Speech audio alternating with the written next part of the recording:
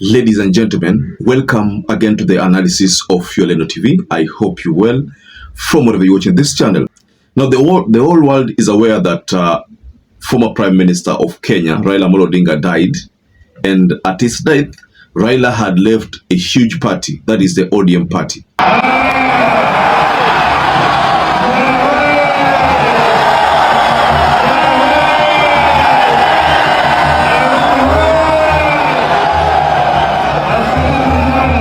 Baba alitufunza ya kwamba mkienda safari, mkienda kuwinda, mnaenda hiyo safari na watu ambao walikuwa naita like-minded. Now this party is currently under the leadership of Oburu Odinga, who is the brother to the former Prime Minister. Now there's a problem here because the daughter to the former Prime Minister, Winnie Odinga, has also delivered another statement that is causing a lot of political tension in that party. Now, the whole ODM team had converged there.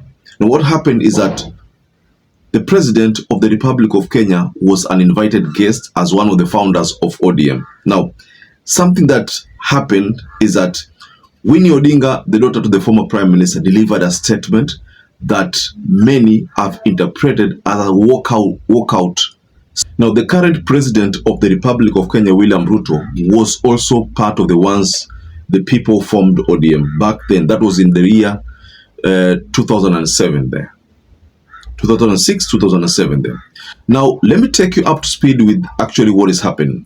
But to start us with the analysis here, I will take you directly into a statement that was delivered by Winnie Odinga. This is what she said. There's something that I wanted to tell you. When it came to the matter of this broad-based government, the people of ODM entrusted one person with the management of that relationship. And that person was Baba Raila Amolo Odinga. That relationship is complicated. And therefore, we are looking and we are wondering, those that are taking it upon themselves to manage it now, are they capable of managing that relationship? I don't think that is a question for me to answer. That is a question for the people of ODM to answer. And party leader is why I'm requesting we need to go back to the people and have an NDC and see who the people want to pick to manage that same relationship. Now, before I offer more reaction, let's also revisit the statement that was delivered by Oburu Odinga, who is the brother to the former Prime Minister and the current party leader of ODM. This is what he said. Mtoto yangu Winnie akisema ati Raila alikuwa hapo na sasa tutafute mwengine kusaidia kuendelesha hii broad-based government. Ninamwambia hiyo mtoto yangu tutaongea na yeye kinyumbani. Nitamwambia kinyumbani. Lakini hiki kiti ambacho nyinyi mnamenipatia ya kuongoza ODM, kuwa party leader ya ODM, nitaendelea vile Raila alikuwa anaendelea na nimebeba hiyo. Now, what is happening here is that there seems to be a division already. There is a faction that doesn't want ODM to be part and parcel of the broad-based government.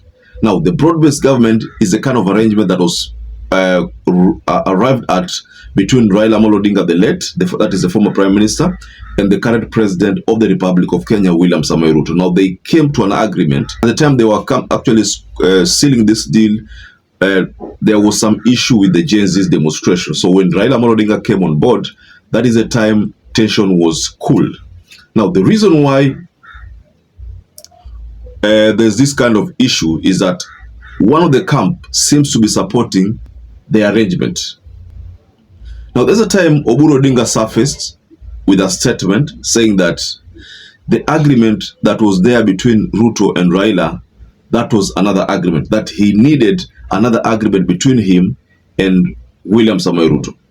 Now, Winnie Odinga during her statement talked about the relationship between RUTO and Raila that the only person who was entrusted with steering that relationship was Raila Amolo Odinga, the deceased. So according to Winnie Odinga, she wants another arrangement and ODM to pick someone else to look at that relationship. And according to what I interpret, it's as if Winnie Odinga is indirectly saying that she's the one who can take over that lead because she's the one who used to be with Raila Amolo Odinga and she knows what Raila always wanted with their relationship. So I think that's why there's a problem now. So, ladies and gentlemen, what do you think about this tussle? Because I've seen what people like James Orengo have said. I've seen what other people in UDA are saying. People are saying that ODM is already split. Someone is saying that there's a faction that is led by Winnie Odinga or James Orengo, you know, the faction that maybe doesn't want this relationship to continue. There's so much being talked about concerning that feud. But the bottom line here, ladies and gentlemen, to note is that there is a division in ODM.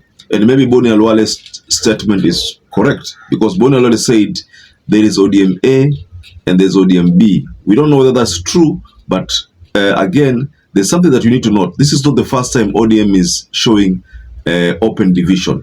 Even when Raila Amolo Odinga was alive, these things used to play out. You'd see Sifuna on the other side, you'll see Babu Owino on this other side, you'll see some leaders like Junet on this side, you'll see some other leaders on this side. So there will be differences when it comes to political statement. So it's not we can't say that this is something that is new.